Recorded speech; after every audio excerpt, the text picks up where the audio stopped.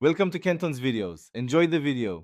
You begin by making sure prerequisites are present: Visual Studio 2022, SQL Server Data Tools, and the Ssis extension. Once done, open Visual Studio and choose File New Project, then search Integration Services Project. This creates the Solution and Packages folder. You should understand why. The project template wires up needed references and deployment settings so you avoid runtime errors later. Make sure to set target server version early, because package behavior depends on that setting. Next, you design the package inside Control Flow and Data Flow tabs.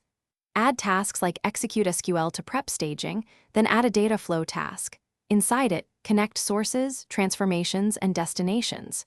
You configure connection managers for OLEDB, ADO, net, or flat files, and set package parameters and variables to control behavior across environments. Once components are linked, map columns and set error handling. This matters because proper mappings and connections prevent silent data loss. Finally, build the project and create an ISPAC artifact for deployment. Deploy to the Ssis catalog using the Integration Services Deployment Wizard or Automated Pipeline. Then execute the package from SysDB or Visual Studio and enable logging to capture events and data flow counts.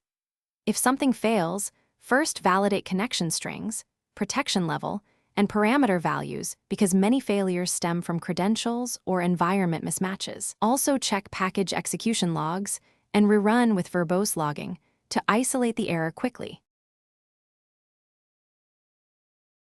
Thanks for watching. Consider subscribing if we helped you.